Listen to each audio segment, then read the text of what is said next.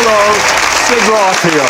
Welcome to my world, where it's naturally supernatural. My guest was brain dead for 11 hours. Went to heaven. Sent back with a message from heaven. We have a Hebrew word. It's called besheret. It means it's meant to be. I tell you, it is besheret that you be watching right now.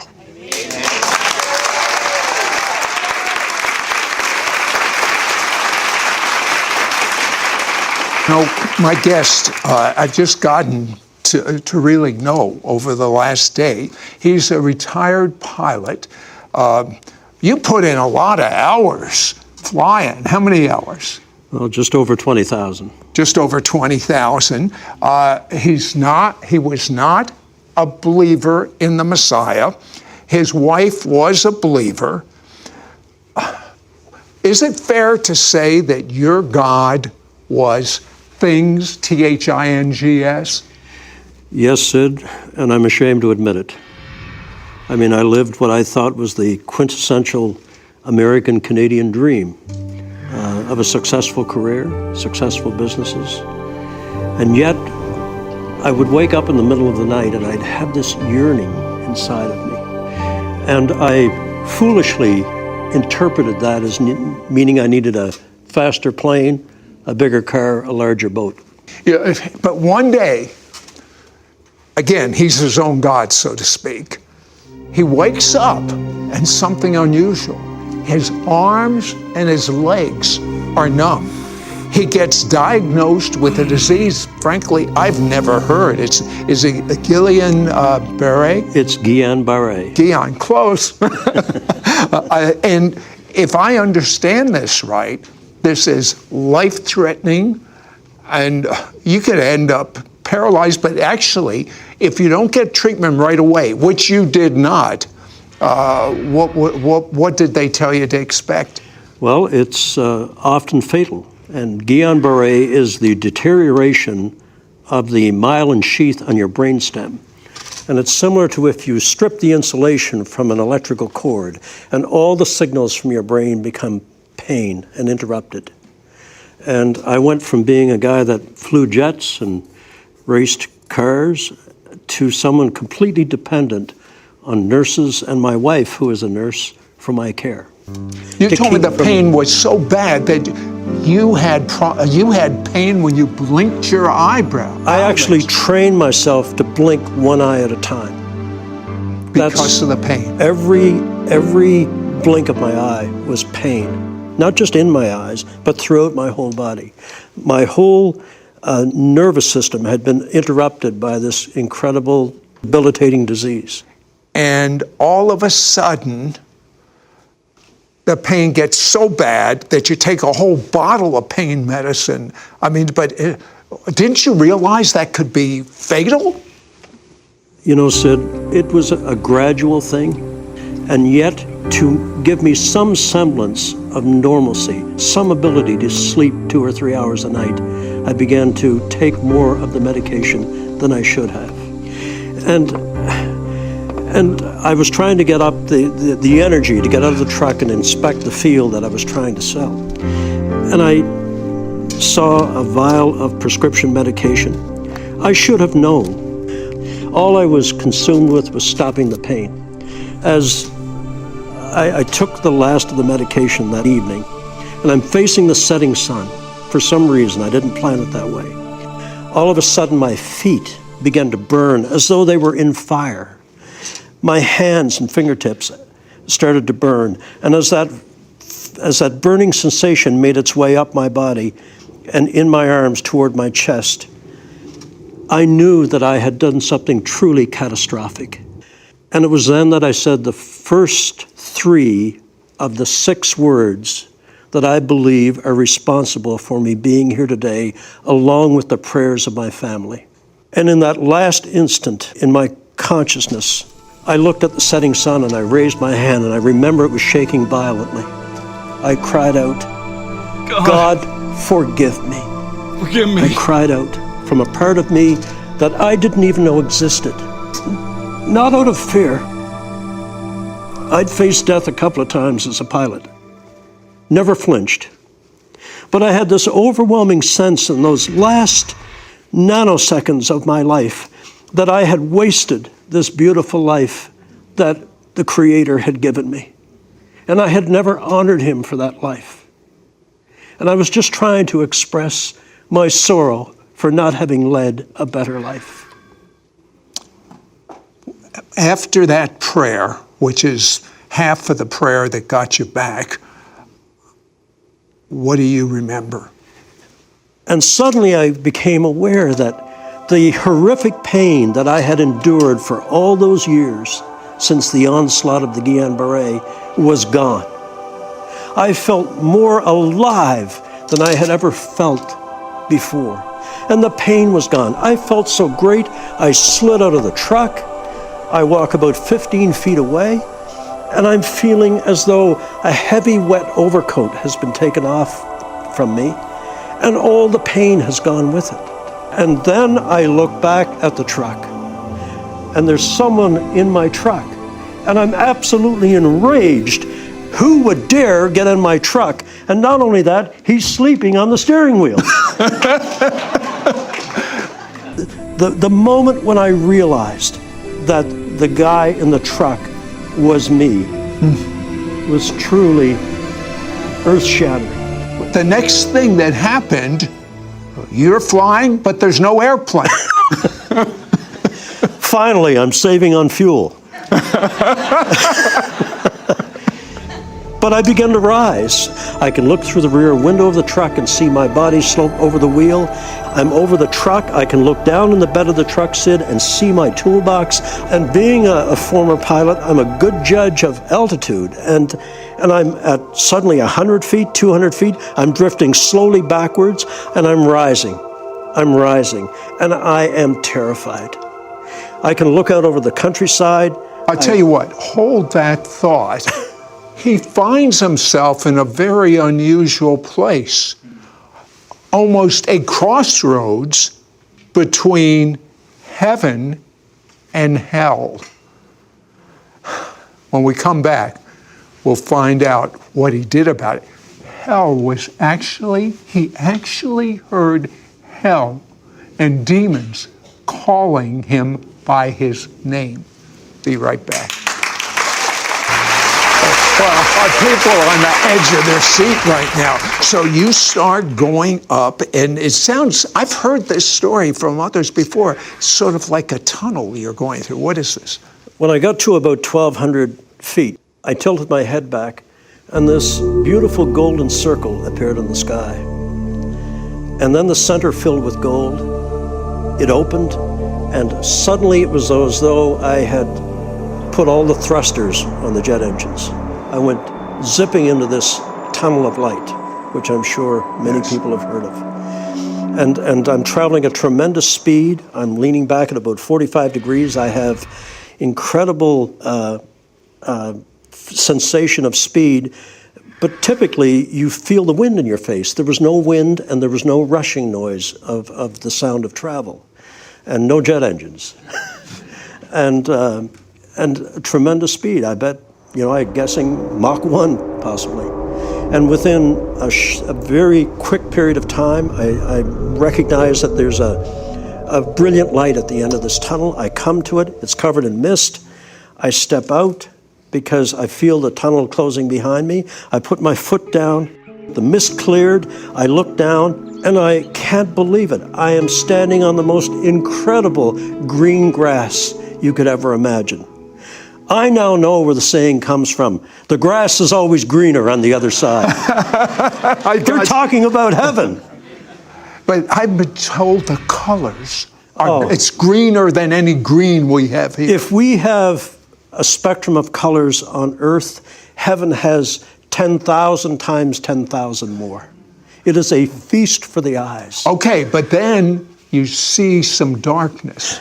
I look up from that beautiful grass that radiated light from underneath my feet, And there's as though a dividing line, a median, has been drawn in front of me. To the right, there's this beautiful mist-colored field. The mist is laying over it. We pilots call it ground effect. There's beautiful flowers showing through it. But then to the left of that line, Sid, it was so different, because that beautiful green grass went from green to brown to scorched to black and then dropped off in a crevasse. And I stepped forward and looked down into this coal blackness. And then I saw something like a dim light at the bottom, like a light of fire, red fire. And suddenly I heard the strangest sound, like two massive iron doors opening and screeching on hinges that had not been used in a long time. And suddenly emerging from those doors was the most hideous creature you could ever imagine. Hollywood could never duplicate what I saw. So I'm looking, I see this thing coming out, and suddenly I'm assailed by this horrific smell that comes out of that pit, an odor of death and decay and of things long dead, things that should never see the light of day. And it gazed up at me, and when its fiery eyes looked at me, it started to make its way up the wall of that pit. But its body, Sid, was formed of like a rolling mass of dark cloud with a face on it. And I heard the most horrific things. Something screaming within the body of this creature. And then what absolutely horrified me was I heard my name being called. This creature knew me. It knew me. And it was coming for me. And I was terrified. I mean, I'd love to tell you I stood there and wanted to do battle. I was terrified. And it reared up out of that pit over me. And the most hideous face imaginable, massive in its size, snarled at me. And there was this feeling of an anticipation of glee, that it couldn't wait to get its claws on me. And I was so horrified, I turned from the darkness toward the light. We are creatures of the light. And I automatically turned toward the light. And when I did, I sensed this creature, its breath on the back of my neck, the stench of its breath, and I felt a sharp claw move down my back. And it was at that point, remember I said, there are 6 words and the prayers of my family that make it possible for me to be here today. And the first 3 words I cried out in the truck, God forgive me.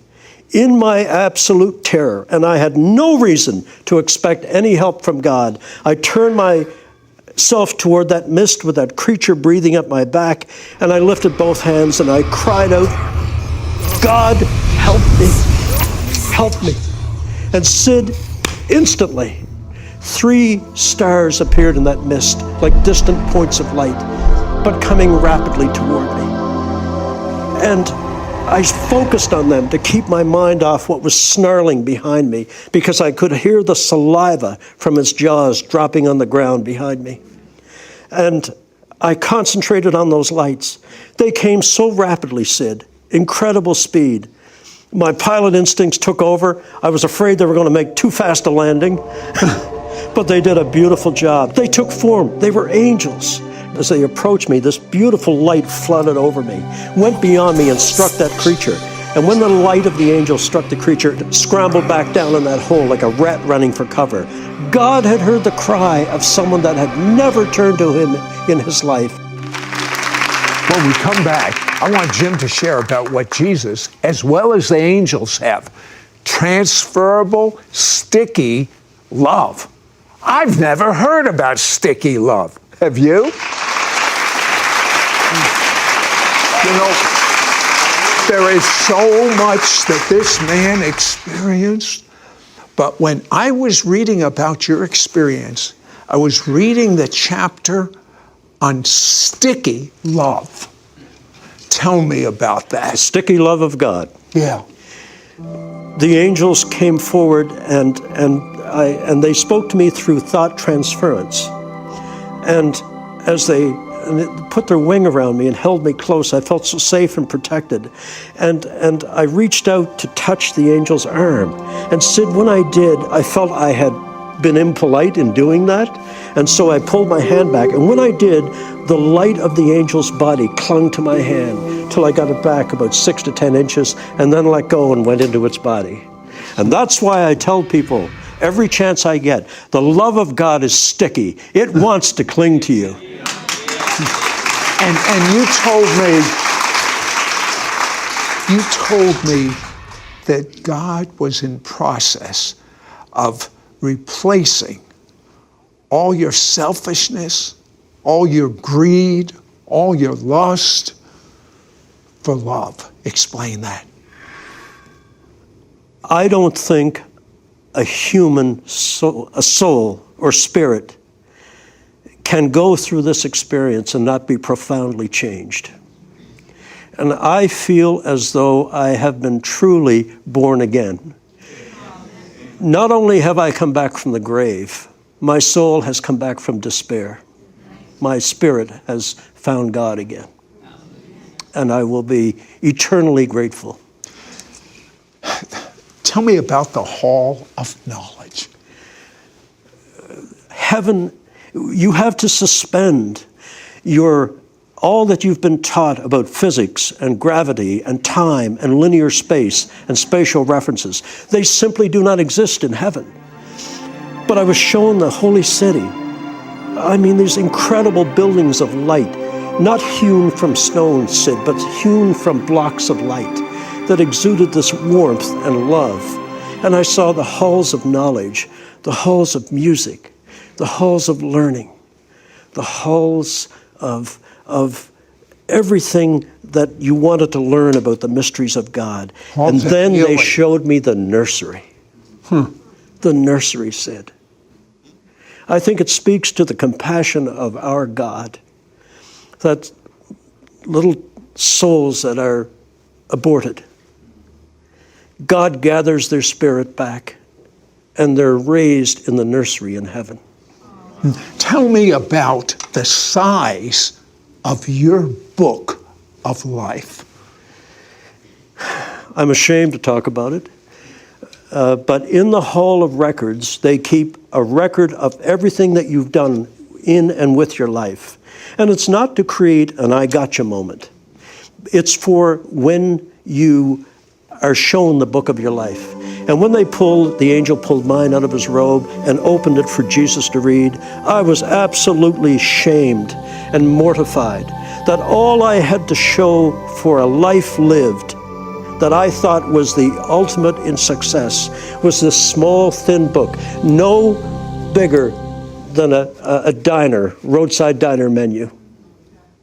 And I was ashamed that that's all. I should have, with all the resources and the time that I had, I should have had a book as thick as a Bible filled with all the goods, all the good deeds that I could have done. You know, as Charles Dickens said in his novel, mankind should have been my business. And instead, I was only involved in my self-ego. I am determined now that if I have the opportunity to go back again, to do everything good I can so that when Jesus reads the book of my life again, he's going to need 3 angels and a forklift to open it. Now, you've got to tell me, when you looked in the eyes of Jesus, what did you see? It was the apex of everything that happened to me. Because when his eyes locked on mine, and he smiled at me, Sid, Jesus smiled at me.